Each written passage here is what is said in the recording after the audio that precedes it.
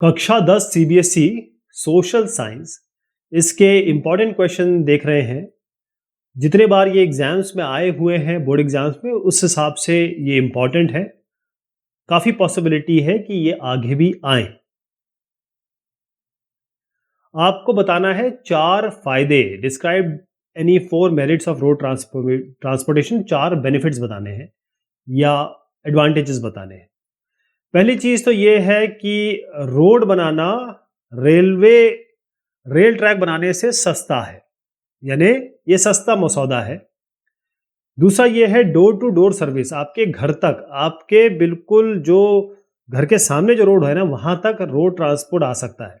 अगर आप ट्रेन और एयरक्राफ्ट की जगह बताएंगे तो वहां तक आ सकता है, एक जगह होगी, लेकिन वहां से आपको जाना कैसे पड़ेगा? ऑटो टैक्सी से तो जाना पड़ता है, वो रोड ट्रांसपोर्ट है। तो आपके घर तक जाने के लिए रोड ट्रांसपोर्ट है। रोड ट्रांसपोर्ट चाहे आप आदमियों की बात करें, इंसानों की, या फिर सामान की बात करें, तो वही ट्रक है, वही चीज़ आदमी भी ले जा सकती है, वही सामान भी ले जा सकता है, और फ्लेक्सिबिलिटी है इसमें। छोटे डिस्टेंस के लिए रोड ट्रांसपोर्ट सबसे बढ़िया है। रोड ट्रांसपोर्ट जो गुड्स है जो खराब हो सकते हैं, जैसे सब्जियां हो गई, दुग्ध प्रोडक्ट हो गए, जो खराब हो सकती हैं जल्दी, इसके लिए सोर्स से डेस्टिनेशन पहुंचाना है तो सबसे बढ़िया है रोड ट्रांसपोर्ट। जैसे मिल्क हो गया, जो खराब हो जाएगा अगर इसको बहुत जल्दी नहीं पहुंचाया गया, तो रोड ट्रांसपोर्ट से ये फटाफट एक डेस्टिनेशन से दूसरे डेस्टिनेशन या सोर्स से डेस्टिनेशन पहुंचा सकते हैं आप।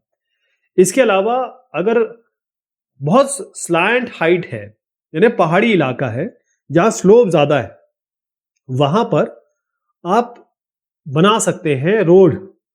तो अभी ये सवाल उठता है कि कितनी स्लोप, ये डिबेट का एक क्वेश्चन हो सकता है।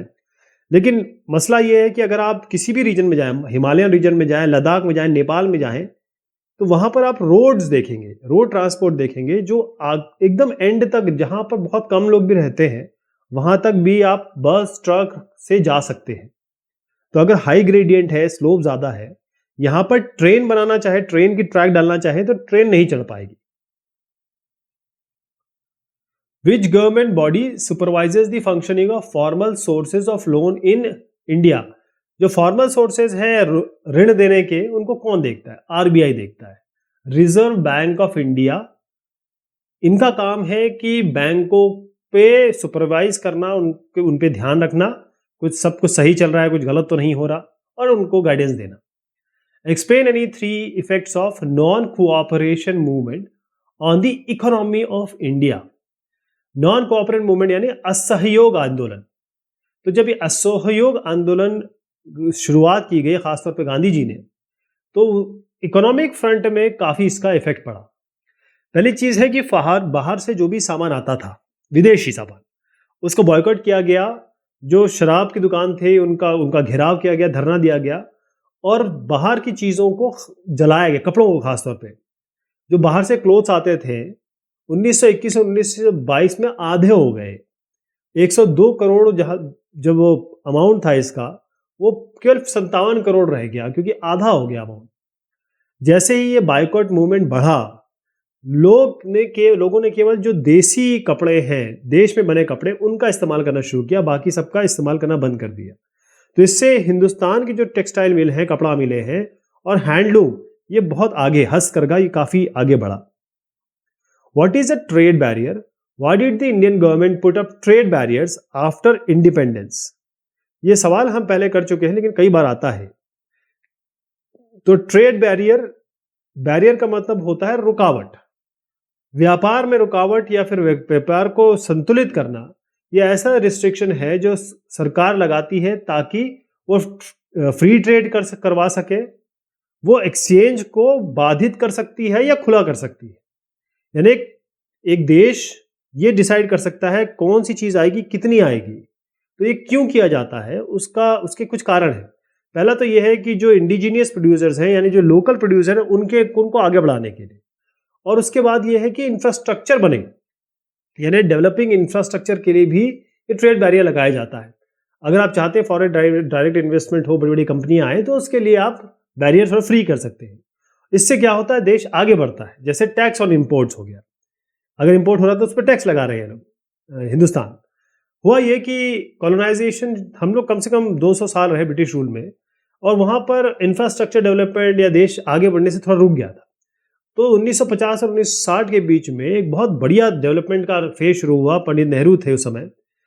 तो उन्होंने ये कोशिश की कि जो स्मॉल इंडस्ट्रीज़ हैं वो थोड़ा आगे बढ़े और वो इस तरीके से तैयार हो जाएँ कि बाकी देशों से वो कम्पीट कर सके। तो ट्रेड बैरियर था कि बाहर की कंपनी ना आ पाए।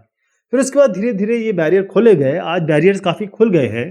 तो कंपनीज़ आती हैं, आप हर हर देश की कंपनी हमारे यहाँ देखेंगे, जिन्होंने अपने सेटअप किया हुआ है और सेटअप करके वो हमारे देश को फ़ायदा पहुँचा रहे हैं, क्योंकि हमारे हमारे लोग यहाँ पर उसमें एम्प्लॉय होते हैं, उनकी स्किल काम आती है।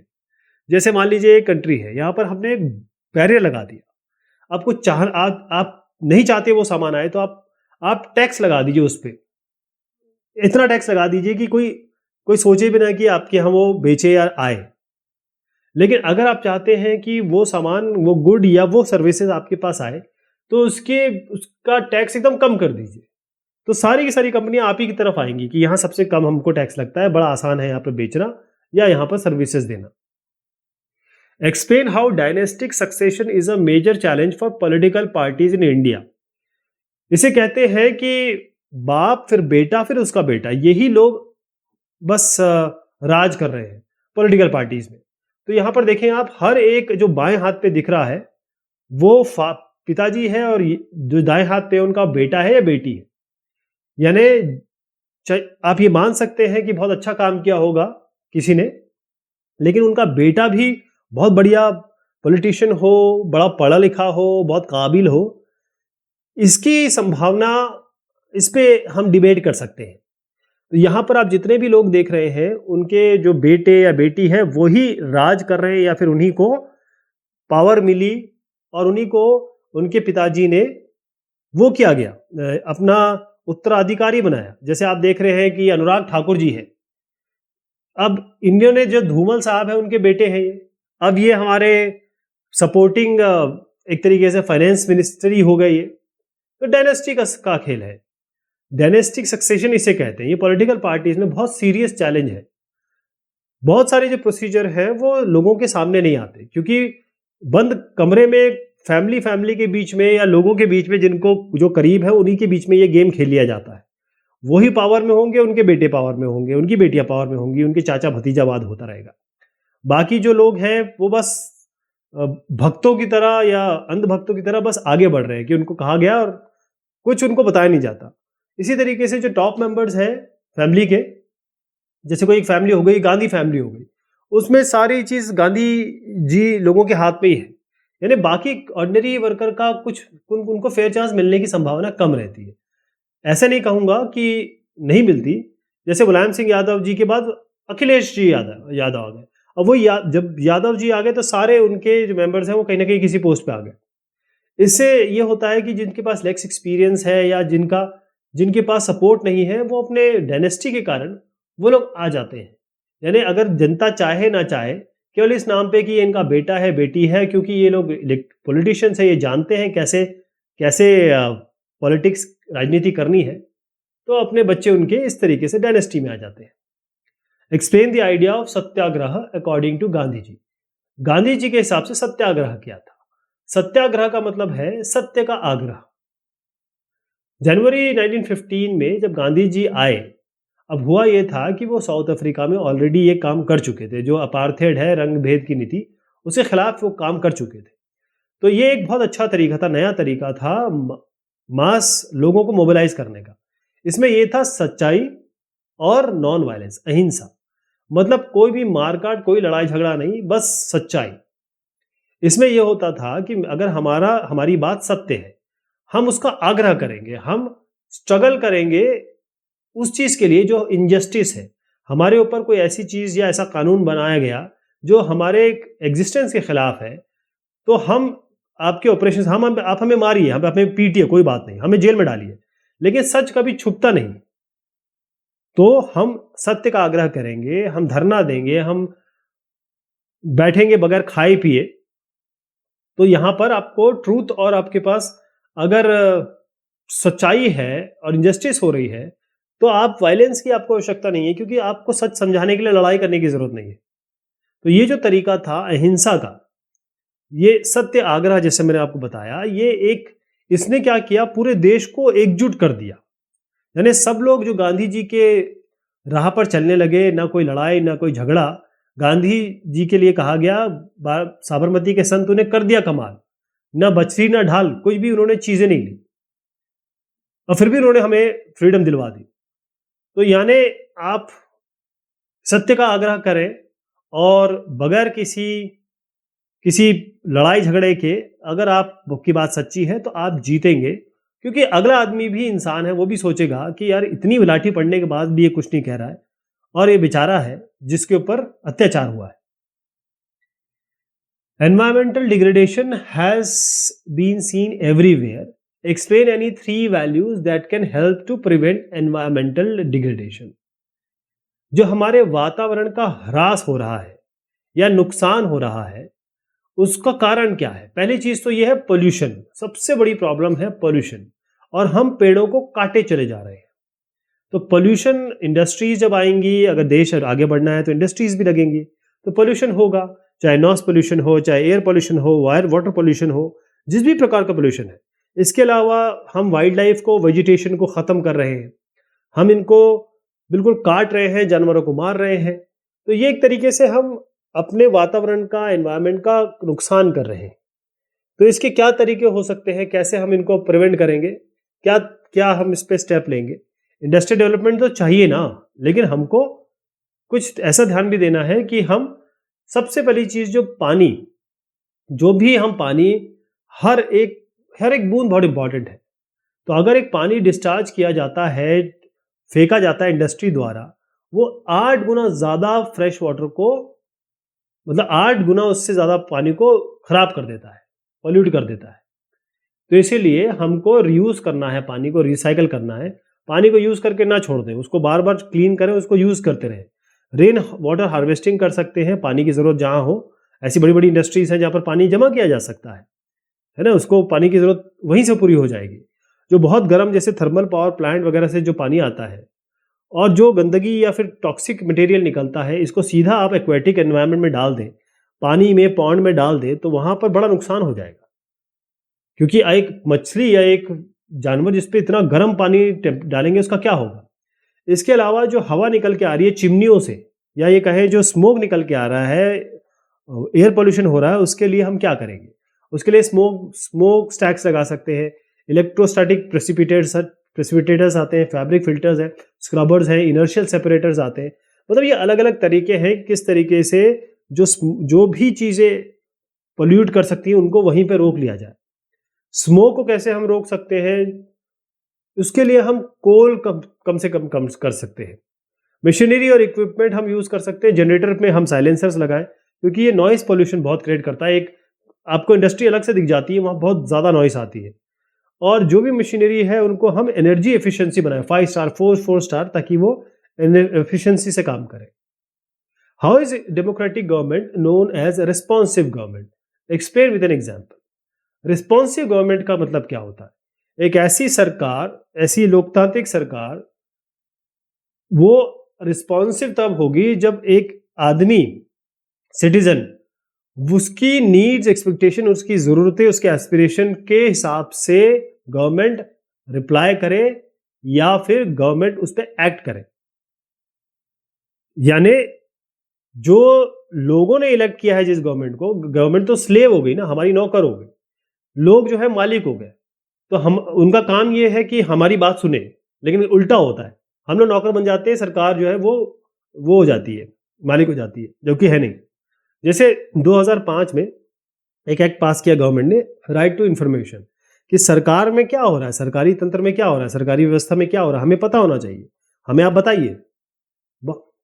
तो लोगों को चाहिए था, इस कारण से ये आरटीआई एक्ट को सरकार को लाना पड़ा। ये एक रिस्पॉन्सिव गवर्नमेंट थी कि लोगों ने जो मांगा वो उन्होंने उनको दिया। इसी को हम ट्रांसपेरेंसी कहते हैं, कि सरकार हमारे पैसों पे चल रही है, हमारे टैक्स के पैसे पे चलती है।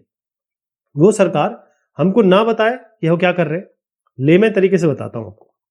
एक पिताजी है, आप है। जब भी आपके पिताजी आपसे कुछ कहते हैं, आप रिस्पॉन्ड करते हो उनको।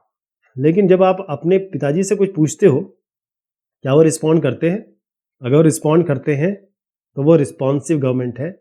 वो रिस्पॉन्ड नहीं करते, आपको एक्सप्लेन करना है 5 सोशल और एडमिनिस्ट्रेटिव रिफॉर्म्स जो नेपोलियन ने किया अपने रीजन में, जिससे उनके कंट्रोल में थे। तो नेपोलियन बोनापार्टे, इन साहब का नाम जो है बड़े अजीब तरीके से लिया जाता है। इन्होंने बड़ा नुकसान किया हिस्ट्री में, बड़े डेंजरस टाइप के आदमी माने जाते थे। लेकिन नेपोलियन साहब जब पावर में आए, या फिर उनके रीजन में जो रीजन उनके कंट्रोल में था, उन्होंने क्या किया, काफ़ी सारे रिफॉर्म्स भी की जो बहुत अच्छे थे, एफिशिएंट थे, लॉजिकल भी थे, अच्छे काम किए इन्होंने। एक सिविल कोड था 1804 का, इसको नेपोलियनिक कोड भी कहा जाता है। इसमें जो पहले से लोग जो आराम से गद्दी जमा के बैठे थे कि हम जन्म से बड़े हैं, हम ऊंचे हैं, उन्होंने बहुत सारी चीज़ें हथियार रखी थी, उन सबको इन्होंने ख़त्म किया। ये जो कोड था नेपोलियनिक कोड, कोई स्पेशल प्रिविलेज किसी को नहीं मिलेगा। ये स्विट्जरलैंड में गया, इटली में गया, जर्मनी में लोगों ने इसको अडॉप्ट किया, क्योंकि ये सब कंट्रोल में आ रहे थे उनके। इसके बाद जो जितना भी दिक्कतें थी एडमिनिस्ट्रेटिव तरीके से प्रशासन में, और वहां पर इन्होंने जो सामंतवादी चीजें चल रही थी, डिफरेंसेस थे, उन सबको खत्म किया, सामंतवादी व्यवस्था को खत्म किया। जो बेचारे फार्मर्स थे, किसान थे, जो दासत्व में थे, सर्वडम या फिर कहें जो इन सब चीजों में फंस गए थे और नौकरों की तरह, स्लेव की तरह काम कर रहे थे, उनको उन्होंने फ्री कराया, छुड़वाया। और दूसरा ये था कि कुछ रिस्ट्रिक्शंस थे, बहुत सारे गिल्ड रिस्ट्रिक्शंस थे, उसको उन्होंने खत्म किया। नेटवर्क्स अच्छे किए, ट्रांसपोर्ट कम्युनिकेशन की, एक वेट और एक लेंथ, ये सब नॉर्मल एक जगह कर दी, जो अलग अलग जगह अलग अलग मानी जाती थी, स्टैंडर्डाइज कर दिया इन्होंने। और एक ही करेंसी हर जगह चलेगी, एक ही नोट हर जगह चलेगा, ताकि जो लोग हैं वो आपस में आराम से ट्रेड कर सके, ये फैसिलिटेट किया। वरना पहले हर जगह अलग लेंथ थी, हर जगह अलग अलग वेट करने के तरीके थे, अलग अलग करेंसी थी। इन सबको इन्होंने एकीकृत किया और सामंजस्य बिठाया उन सब में। How do the means of transport and communication play an important role in the economic development of the country? Explain. Transportation और कम्युनिकेशन, चाहे आप यातायात की बात करें, चाहे आप कम्युनिकेशन की बात करें, दूर संचार की बात करें, ये दोनों ही चीजें हमारे इकोनॉमिक विकास में बहुत जरूरी होती है। पहली चीज ये है मोबिलिटी। होता यह है कि अगर आपका ट्रांसपोर्ट और कम्युनिकेशन अच्छा है तो बहुत तेजी से, बहुत फास्ट तरीके से चीजों का मूवमेंट होता है, और यही मेन है मोबिलिटी। अगर आप कोई बिजनेस कर रहे हैं तो वहां पर बहुत फास्ट काम होता है, चीजें जल्दी चाहिए, फटाफट काम होना चाहिए, तो चीजें पहुंचनी भी है, आनी भी है, और इसके लिए ट्रांसपोर्टेशन और कम्युनिकेशन जरूरी हो जाता है। स्टेबल प्राइसेस, देखिए जब अगर आपका टेबल ट्रांसपोर्ट और कम्युनिकेशन बहुत अच्छा है तो इससे प्राइस बड़े स्टेबलाइज हो जाएंगे। अगर आपका ट्रांसपोर्ट कम्युनिकेशन नहीं है तो प्राइसेस ज़्यादा आपको देने पड़ेंगे। दो चीज़ आएगी इसमें, रॉ मटेरियल और मैन्युफैक्चर गुड। रॉ मटेरियल मतलब ये होता है जो कच्चा माल एक इंडस्ट्री को चाहिए होता है, और मैन्युफैक्चर गुड मतलब होता है जो कंपनी प्रोड्यूस करती है इस रॉ मटेरियल से। तो जो भी चीज़ आ रही है वो हमें फास्ट चाहिए, सही तरीके से चाहिए, ट्रांसपोर्ट अच्छा होना चाहिए, कम्युनिकेशन से हमको बातचीत आराम से होनी चाहिए। कंपनी का काम क्या है, रॉ मटेरियल लेके आती है, इंडस्ट्री में कुछ प्रोसेसिंग होती है, फिर हमें प्रोडक्ट मिलता है। तो रॉ मटेरियल तो आना पड़ेगा ना कहीं विनिर्माण के लिए, तो ये ट्रांसपोर्ट कम्युनिकेशन चाहिए। अब गुड जो है वो कहीं जाना पड़ेगा, मार्केट में जाना पड़ेगा, उसके लिए फिर से आपको यातायात भी चाहिए और दूरसंचार भी चाहिए।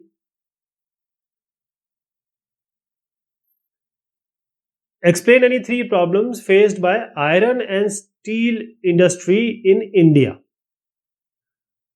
लौह इस्पात विनिर्माण उद्योग, ये क्या प्रॉब्लम फेस कर रहे हैं हिंदुस्तान में, या फिर आप कहें कोई भी डेवलपिंग कंट्री, वहां पर क्या प्रॉब्लम ये फेस कर रहे हैं? ध्यान रखें कि इंडियन जो आयरन और इंडियन जो स्टील इंडस्ट्री होती है वो देश के इकोनॉमी को डिसाइड करती है।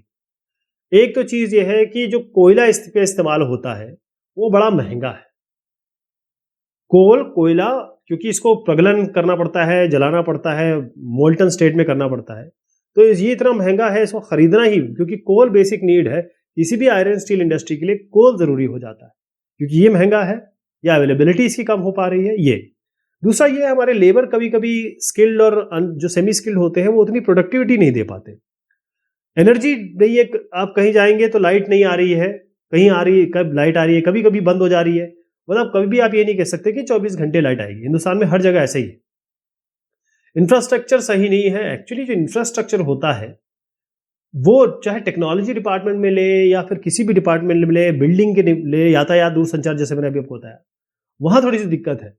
और दूसरा ये है कि जो बाकी इंटरनेशनल लेवल्स हैं उनको ये मीट नहीं कर पाता है। कभी कभी हमारा स्टैंडर्ड, हमारा टेक्नोलॉजिकल लेवल, हमारे पास लोग अच्छे अच्छे हैं, उन सबको आगे बढ़ाना पड़ेगा हम लोगों को, ताकि आयरन और स्टील इंडस्ट्री में वो सब चीज़ें आ जाए जो बाहर के लोगों से compete कर सके। तो ये प्रॉब्लम फेस है, लेकिन फिर भी मैं कहूँगा आयरन और स्टील इंडस्ट्री हमारा बैकबोन है और अभी भी हम बहुत बढ़िया है इसमें, थोड़ा और इसमें कुछ करने की ज़रूरत है। ये भौगोलिक मानचित्रों से संबंधित सवाल है। आयरन और स्टील प्लांट ये दिखाना है आपको, ये कई बार आया है, देखिए ये कंटिन्यू आता रहा है ना, काफ़ी साल आता है। तो आपको ये जगह पता होनी चाहिए कहाँ कहाँ आयरन और स्टील प्लांट है। और थोड़ा सा मैं इसको डिफरेंशिएट करूँगा। आपको टाटा अलग से दिखाइए, जमशेदपुर टिस्को अलग से दिखा दीजिए, जमशेदपुर। जो steel authority of India limited के अंडर में है वो अलग से दिखा दीजिए, जैसे बोकारो हो गया, बर्नपुर, दुर्गापुर, भिलाई, चंद्रपुर, राउरकेला, भद्रावती, सेलम। उसके बाद आप राष्ट्रीय इस्पात निगम लिमिटेड दिखा दीजिए विशाखापट्टनम में, वाइजैक में। सी पोर्ट बताने हैं आपको, ये भी काफी साल रिपोर्ट हुआ है। तो हमारे देश में बहुत सारे बंदरगाह हैं, पोर्ट्स हैं, कुछ मैनमेड हैं, कुछ कृत्रिम हैं, कुछ अपने आप बने हुए प्राकृतिक है। तो लाल वाले जो हैं वो बताने आपको, जैसे कांडला हो गया Deendayal port trust, Mumbai Jawaharlal Nehru port trust, Nhava Sheva वाला। रेड वाले बताने हैं आपको, ध्यान रहे। बाकी ब्लू वाले नहीं। अब मारमागाओ पणजी में भी है, मैंगलोर बहुत बड़ा पोर्ट ट्रस्ट है मैंगलोर का, फेमस। कोची, अल्फाजू नहीं है, तूतीकोरिन, ये एन्नोर है, कामराजार फोर्ट, चेन्नई, विशाखापत्तनम, पाराद्वीप और हल्दिया। और भी है, वो आपको नहीं बताने। लाल लाल जो है उनको मार्क कर लीजिए, ये आपको बताने हैं। और ये भी पता होना चाहिए कि स्टेट में, इधर का उधर, इस थोड़ा सा इधर उधर करेंगे तो स्टेट बदल जाता है ना। और सी पोर्ट जो है वो सी में रहेंगे, जहां ब्लू ब्लू दिख रहा है वहीं पे होंगे। इंटरनेशनल एयरपोर्ट, ये भी काफी बार पूछा जाता है, देखिए रिसेंटली पूछा गया है, तो ये आपको पता होना चाहिए। इसमें मैं आपको इंटरनेशनल एयरपोर्ट बताऊंगा, आपको इसमें डोमेस्टिक एयरपोर्ट भी दिख रहे हैं।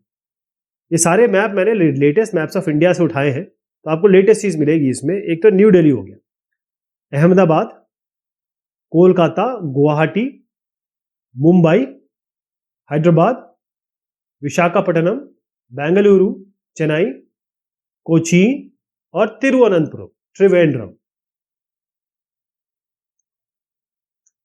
न्यूक्लियर पावर प्लांट, इसके साथ कभी कभी थर्मल पावर प्लांट भी पूछा जाता है। तो न्यूक्लियर पावर प्लांट और थर्मल पावर प्लांट आपको पता होने चाहिए। अगर थर्मल पावर प्लांट कुछ थोड़ा सा आइडिया अगर आपको लग जाए तो अच्छा है। तो ये जो ट्रायंगल्स आपको जहां जहां दिख रहे हैं वो है, इसको ध्यान रखिएगा। नरोरा हो गया, काकरापारा, ये आपका तारापुर, फिर यहां पर आ जाइए नीचे की तरफ, कलापक्कम। ये हो गए आपके न्यूक्लियर पावर प्लांट। राउंड्स वाले थर्मल पावर प्लांट, अगर आपको सवाल आता है तो थोड़ा आइडिया रहेगा आपको। सॉफ्टवेयर टेक्नोलॉजी पार्क, ये भी कई जगह पे है। वैसे मेजर हब तो आपका बैंगलोर, हैदराबाद, कुछ ऐसी नोएडा, आपका गुरुग्राम है। तो ये सब सारे नाम आप देखिए, बहुत सारे हैं, इनको सब ध्यान रख लीजिए। इसमें आप बैंगलोर, हैदराबाद ये बताना ना भूलें, मुंबई, गुड़गांव, नोएडा, ये सब बताना ना भूलें। आयरन ओर माइंस, ये भी पूछा जाता है। आयरन ओर माइंस, जहां जहां माइंस हैं, जहां पर लौह अयस्क निकाला जाता है, आयरन ओर। तो इसमें आप देखें, एक तो सिंह भूमि हो गया, ये दुर्ग हो गया, छत्तीसगढ़ में है ये। केओंझर उड़ीसा में है, ये गोवा में है, दो जगह पे है यहाँ पे, नॉर्थ गोवा, साउथ गोवा। फिर बेल्लारी हो गया, चिकमंगलुरु हो गया, गुंटूर, उंगोल, ये सारे आयरन ओर माइंस है, खदाने हैं ये। अच्छा, ये हिस्ट्री वाले मैप्स के सवाल भी हैं, बहुत एक रिपीट होता है जिसमें, जहां पर इंडियन नेशनल कांग्रेस सेशंस हुए थे क्योंकि यहीं से हमारी स्वतंत्रता की राह तय हुई थी। इसलिए आपको पता होना चाहिए कि शुरुआत में डेट को ध्यान रखना पड़ेगा। मुंबई में दिसंबर 1885, फिर उसके बाद हुआ सितंबर में कलकत्ता, फिर नागपुर में दिसंबर में 1920, फिर मद्रास हुआ 1927, लाहौर 19, ये हुआ 1929 में। इसके अलावा आपके कुछ क्वेश्चंस हैं। Place which is associated with the movement of Indigo planters, जैसे चंपारण हो गया, और इसके अलावा वो जगह जहां पर कॉटन मिल वर्कर ऑर्गेनाइज हुए थे सत्याग्रह के लिए, अहमदाबाद, और ऐसी जगह जगह जहां पर जलियांवाला बाग इंसिडेंट हुआ था वो अमृतसर हुआ। तो ये बात हुई इस इन क्वेश्चंस आंसर की। अगर यही कर ले तो बहुत बढ़िया आपका तैयारी हो जाएगी। शुक्रिया, मेहरबानी।